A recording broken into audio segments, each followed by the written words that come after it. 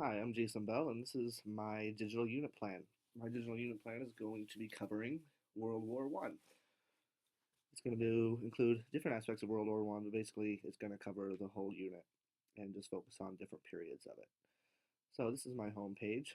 Nice picture of soldiers in the trenches, which is going to be trench warfare is going to be a huge aspect of a lot of this digital unit plan. These are some of the California state content standards that will be covered, which will deal with the roles of the leaders, the Treaty of Versailles, Woodrow Wilson's 14 points, as well as just the effects of the war and the resulting peace treaties, such as the Treaty of Versailles and such afterwards.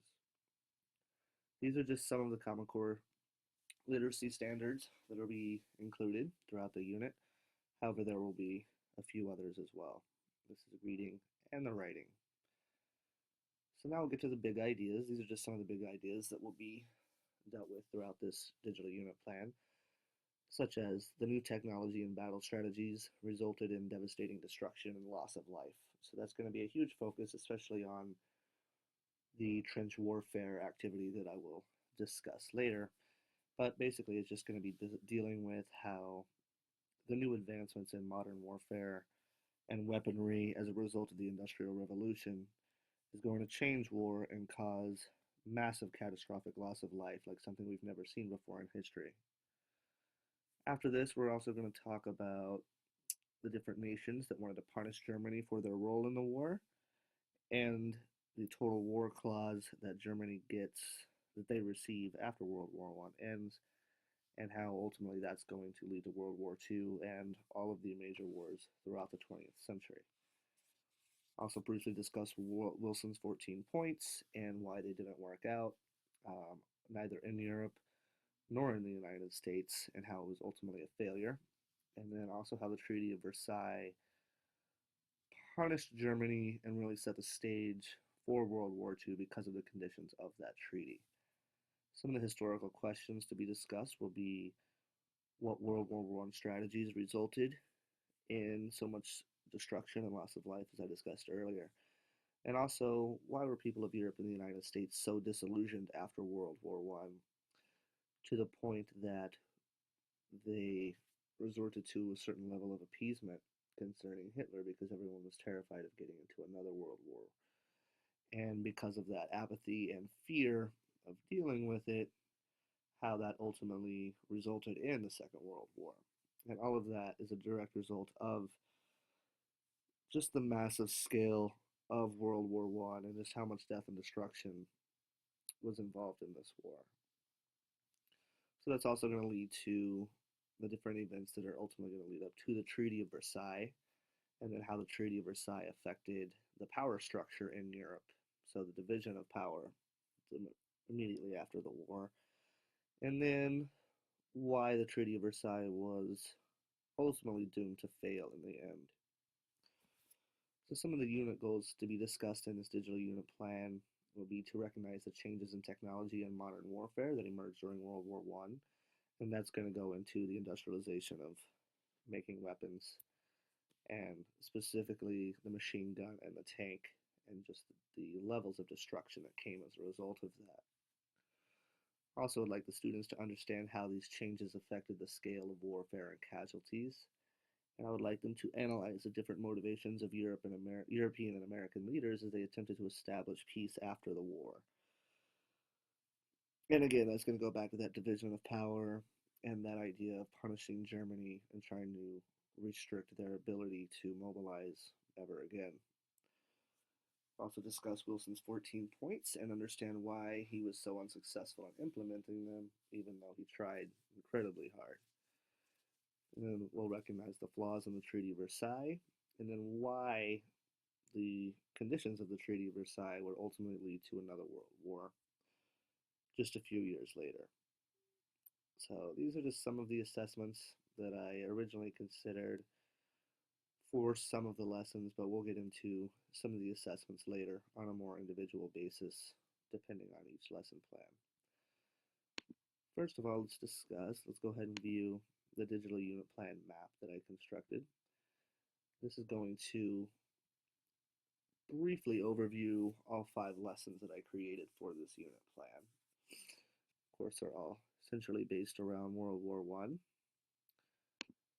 So this first one is going to be marching towards war. So kind of the conditions that were going to lead up to the war, such as nationalism, militarism, imperialism, and the system of alliances that would ultimately take off and be the cause of most of the war. So, for this particular portion of the unit, for this lesson, I want the students to identify the political and military forces at work in Europe in the late 1800s. And some of the assessments that would be used would be entry-level formative assessment and some formative summative assessment as well. I'll be doing lots of progress monitoring throughout all of these, so I won't go through all 5 of these lessons because a lot of the assessments will be very similar, but what I'll do for a lot of them will be that students will be engaging in different activities while the teacher, me, or whatever teacher is in charge of the lesson, will be circulating throughout the classroom, answering questions, correcting any gaps of knowledge, etc. But for this first one, for the Marching Towards War section, students will start off by engaging in a quick write just about alliances and loyalty. And basically what I want them to have them do there is to just answer a quick question such as, would you support your friends no matter what, even if you thought what they were doing was wrong? And just kind of have them do a quick write on that. And that'll provide the opportunity to kind of see their thoughts on whether or not you should always stick to your alliances or not. And then if you do, the consequences that are going to come with that. So they'll do that. So then also, one of the other lessons is the trench warfare lesson, where students will act as soldiers on opposing sides to simulate life in combat conditions in the trenches of World War I. This is actually one of my favorite lessons that I constructed for this, and I'll go into more detail in just a moment when I go through each of the lessons more specifically. This is kind of just the overall map of all of them. So another one is World War I overview, in which case they're going to construct a timeline. And then in a different lesson, we'll be discussing the Zimmermann telegraph, and this is just a way to analyze primary sources and discuss why the United States entered World War I and why they chose when they did to do that. And then I'm going to have these students do some more writing on that and answer the question of, should the U.S. have entered the war, and should they have gone in sooner, should they have gone in later, that kind of thing. And then a whole different lesson will focus more specifically on the U.S.'s involvement as a whole. So that's a digital unit plan map. Now let's go over some of the lessons particularly, or specifically. So the lecture lesson plan that I constructed is going to be basically just the World War I overview, where I'll want the students to gain an understanding of how the war progressed and analyze the order of events of the war while comprehending key terms. And these are some of the state standards that, and this lesson coincides very specifically with these state standards, so we don't need to get too into that. But basically, the driving historical question is, how did the events of World War I unfold? This is going to be a list of the vocabulary that will be given to the students to aid in English language learners and struggling readers through the assistance of some guided worksheets. So I constructed basically just a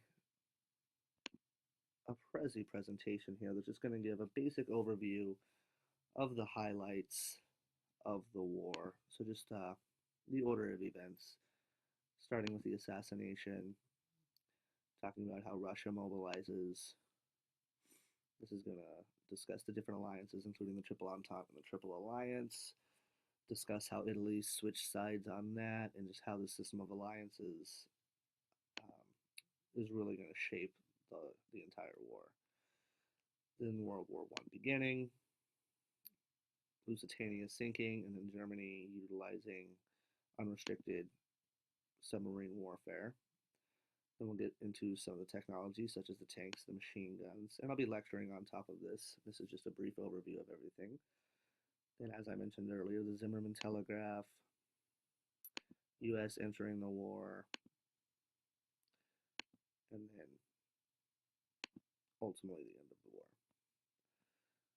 So that's that particular lesson. I don't want to spend too much time on that one. I'd rather save time for some of the other ones. So we'll go ahead and get into the reading lesson plan, in which case I was just going to have the students reading from the textbook using a graphic organizer and just doing some writing and answering some key questions. Basically discussing the Triple Alliance, the Triple Entente, and the consequences of these alliances.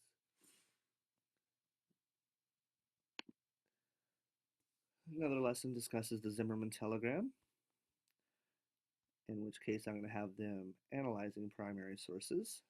So the driving historical question is, how did the Zimmermann telegraph affect the United States decision to enter World War I? So I'll recap the lesson from the previous day's lesson and then get straight into it with the vocabulary. Then I'll lecture, and then I will be distributing the telegram in the coded form and then the uncoded form. And then they will try to break down and analyze the documents as much as they can to try to break down as much information about it, such as who wrote it, why they wrote it, who they wrote it to, what are the consequences of the document, and how this ultimately affected the United States' decision to enter the war. So this is a great way to analyze primary source documents, which is very important for history. Now I want to get into the simulation lesson plan that I constructed, which was my favorite. So in this, students will act as soldiers on opposing sides to simulate the life and combat conditions in the trenches of World War I, where they'll learn basic strategy, tactics, and weapon technology that were used in the war.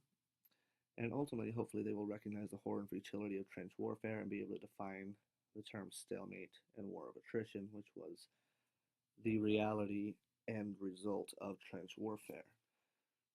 So, driving historical question for this one is, what was life like in the trenches during World War I? So for the lesson introduction, I'm going to have them watch just a very brief YouTube clip. This one's about 4 minutes long. It kind of just like briefly describes the conditions of the trenches, how the trenches worked, and how soldiers tried to move over no man's land, and how this was extremely ineffective. So for this activity, what I want to do is have the students set up all the desks on opposite ends of the classroom. So there's two rows of desks that I'll split the class into two. One will be the Allied, one will be the Central Powers, and dividing the class in two, then that'll be the different sides, and they'll hide behind their sides of the desks, and this will represent their trenches. Then ultimately, they're going to have a very large basket full of wadded up paper balls, and this is going to be their ammunition. So after dividing them up, basically what they're going to do is they're going to take turns trying to cross no man's land while the other team throws paper balls at them. As soon as someone is struck with a paper ball, then they are ultimately dead for the sake of this assignment, and they'll just lay down on the floor. The two sides will take turns doing this until eventually everyone's going to be done, and neither army will be able to take over the other side. And this is just to kind of get the students engaged in a fun activity, but also get them to understand the futility of trench warfare. And there will also be some graphic organizers, and then they'll have to be answering some critical thinking questions at the end. And those are all the resources for that. And then finally, there's a discussion lecture as well, the state standards, and this is going to focus basically mainly on the United States intervening militarily in the war and whether or not they should have done that, how they did it, when they did it, and just all the different factors are going to go into that. And this is going to be a discussion-based lesson. I really want to engage the students in exploring their ideas and their opinions on whether or not this was a good idea, a bad idea, the timing of it, and how it affected the war as a whole. So, the culminating project is a fun one that I came up with, where the students are going to create their own newspaper. And what they have to do is they have to pick a day or a week from the time period of World War I and then construct the front page of a newspaper with appropriate articles, pictures, quotations, and such. And they can be very creative by doing this. They can construct it on paper, on cardboard, poster board. They can do it digitally, online. I provided an example that I constructed using Weebly.com, which I recommend they do. But like I said, if they want to make a hard copy, then they are definitely encouraged to do that. This will be an individual assignment, so it won't be done in groups. But here is my example of it. So the assignment needs to have an original title, the appropriate date, and then I want them to have 3 articles with at least 3 pictures, and then a quotation. So this will be a fun assignment, but it'll be kind of a long project, so the students probably have at least 1 to 2 weeks to complete the assignment. And then here's the original rubric for that. And then these are some of my resources. So basic resources, just these are great places to find just lots and lots and lots of great information on World War I. Most of these are, some of these are YouTube clips, some of them are archives, but pretty much anything you could ever want to know about the war, the Treaty of Versailles, the 14 points, the weapons, the technology, everything can be found in all of these resources right here. And then for primary sources specifically, these are 5 really, really great locations to find primary sources, which is really, really important to implement in a history classroom. So I pulled heavily from all of these, especially Docs Teach, the National Archives. Digital history has a lot of really fun activities that you can implement. And then these are just some examples of primary source lesson plans. But overall, this is my digital unit plan. It was a lot of work, but it was a lot of fun. And I'm really, really glad to have it because I feel like this is a resource that I will use for years and years and years as an educator. So thanks for taking the time to listen to it and view it. Thank you very much.